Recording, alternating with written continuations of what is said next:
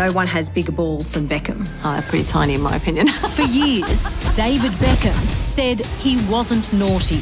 I felt hook, line and sinker. A denial that's infuriated Rebecca Lowe's. I'm going up against the most powerful couple, and all I had on my side was the truth. Next. According to Rebecca Lowe's, David Beckham was not only a player on the field, he was one off it as well. Back in 2004, the then 26-year-old publicly admitted that when she was the soccer superstar's personal assistant, they had a torrid affair. At the time, and unusually for such an attacking footballer, Beckham was defensive. He pleaded it was ludicrous to suggest he was unfaithful to his Spice Girl wife, Victoria. The denial infuriated Rebecca Lowe's. It implied she'd lied. Eventually, anger gave way to resignation. But then 2 years ago, a rather vainglorious David Beckham obliquely referenced the liaison in a Netflix documentary. Rebecca says his comments were an own goal that's now given her a free kick to strike back. He says it never happened. She kept the texts. You'll hear both stories, but only one has something to lose now. Do you think the past should stay buried, or do public figures owe us honesty, even decades later? Drop your take below. David Beckham didn't just deny the affair, he buried it. For 20 years, he's lived in a world where one word, ludicrous, enraplaces accountability. That word isn't an answer, it's a wall, and behind it sits a global icon who never once said, "I'm sorry." Beckham has always played the long game. He turned scandal into silence, silence into strategy. He knew that if he held the line, public memory would bend to his will. And for a while, it worked. But now, the ghosts of 2004 are back, and they're not playing defense. Rebecca Lowe's didn't just come back with a story, she came back with receipts and fury. Her anger isn't just about what happened, it's about what was denied, ignored, painted over with glossy documentaries and curated interviews. David made a career from control. Control over the ball, control over the brand. But this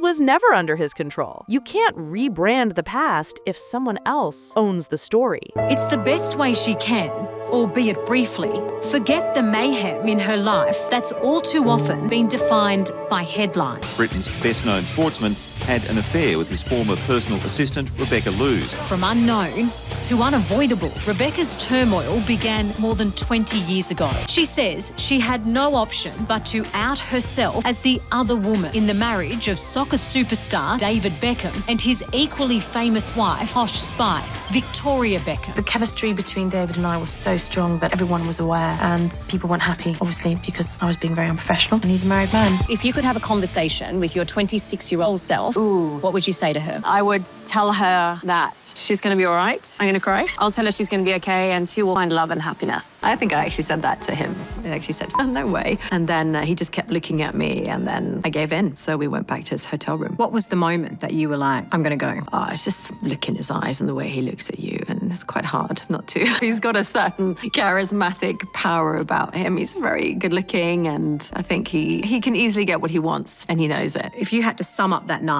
how would you do it? I woke up with the biggest smile on my face. I also woke up thinking, oh, I'm in their room, and I took a shower, and in the shower that also Victoria uses when she's there. So I was also felt that it didn't feel very right at the same time that I had this big smile on my face. And I snuck out and went home, and I was living with my parents at the time. And my mother was like, oh, where did you sleep? And I just didn't say anything, but she could just tell by my face that I'd had a really good night. And then she just looked at me and she just said, be careful. So from then on, it was a big secret I kept and no one knew about it. The balance was never equal, not between a rising assistant and one of the most famous men on earth. She calls him charismatic, says he made her feel special, but charisma, when weaponized, blurs into manipulation, especially when there's a massive imbalance of fame, wealth, and public favor.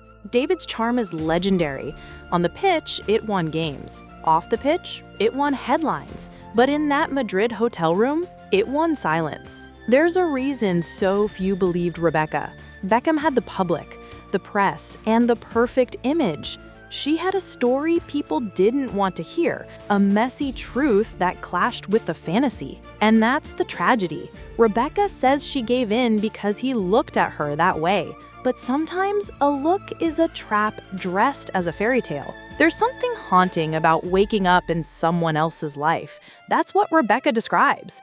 The smile, the guilt, the hotel room that wasn't hers but felt briefly like it could be. And then the shower. The same one Victoria used, a symbolic line she crossed and immediately regretted. It's not just the act, it's the aftermath. Rebecca's not painting herself as a victim or a hero. She's admitting the contradiction, euphoria and shame, affection and betrayal, all in the same breath. But Beckham, he never gave us his version of that morning, just the polished family man standing beside Victoria decade after decade. Guilt doesn't vanish just because the world cheers for you. Rebecca admits she was infatuated, but says almost as quickly the pleasure turned to pain. You know, he told me he'd never done this before and I was the first one, all the, cliche things. Did you believe him? I believed him 100%. I fell hook, line and sinker for every single cliche line he fed me. And then 2 weeks later, we were at Ronaldo's birthday party and, he's off with this beautiful model. And I was like, that was a hard night for me. That was like, I don't understand. And realization started to hit me that I've been massively played. That kind of pressure in our marriage. I got the whole homewrecker thing again. Oh, you're a homewrecker. And then I just went, whoa, hold on a minute.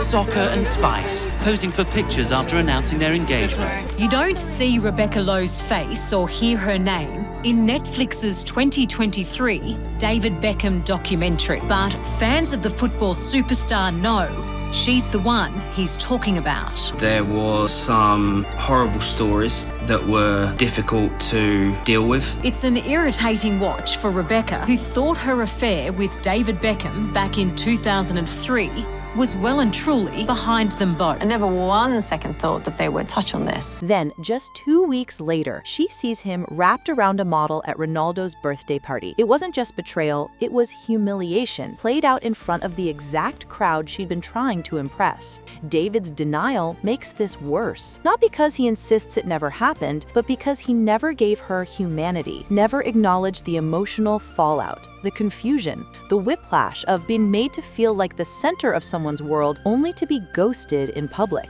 The heartbreak isn't just personal, it's calculated. A man like David doesn't just accidentally show up with another woman at an event full of cameras. If it was strategy, it was cruel. If it wasn't, it was careless. The Netflix documentary was supposed to be Beckham's final word, a sleek rebranding, a controlled narrative. But he made one mistake.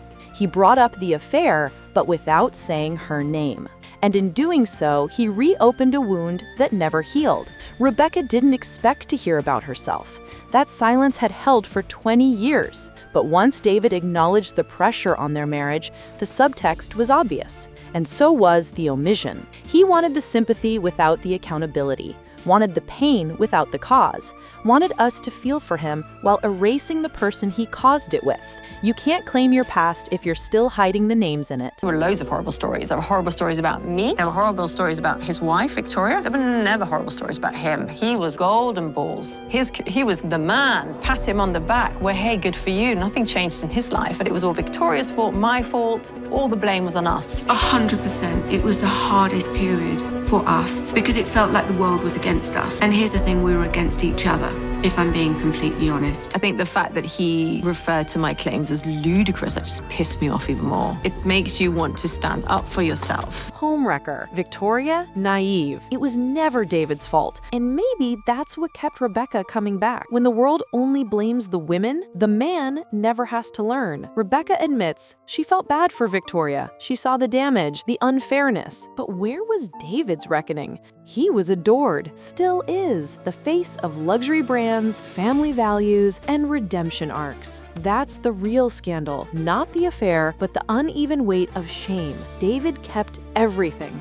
Reputation, marriage, legacy. Rebecca lost almost everything but her voice, and now she's using it. Here's what Rebecca wanted: an apology, not a press tour, not damage control, just 3 words: I am sorry. Instead, she got lawyers, legal phrases, and PR spin, and a man who stuck to the script for 2 decades. David could have ended this. He could have acknowledged the pain he caused without admitting guilt, but he didn't. Maybe because the brand couldn't afford it. Maybe because he never saw her as worth the risk. Silence might protect your image, but it costs your humanity. In a way that it was quite traumatic, but I didn't admit to it being traumatic because I wanted to be brave and strong. But, some of it seeped through and got to me. And that has taken time to recover from. A big part of that recovery is thanks to her family. Rebecca is now married to a doctor and they have 2 teenage boys together. She works as a medical assistant and teaches yoga. The one thing she says helped her through the dark days. And it's just the wonderful reminder it gives me to slow down in life and to just breathe and to check in with myself. It's very, very important. While Rebecca wishes she'd handled things differently, she'd never take back her time with David Beckham. She says it's her mistakes that make her who she is today. But here's the thing. Her pain doesn't need your approval to be valid. Her story isn't revenge, it's release. David built a life by dodging this, but maybe his silence speaks louder now than any scandal ever could. When your legacy is curated, every omission becomes a confession. David Beckham never told the full story. Maybe he never will. But stories don't vanish just because the powerful choose silence. And Rebecca Luce, whether you believe her or not, refused to be erased. He walked out of that scandal with endorsements, magazine covers, and a Netflix deal.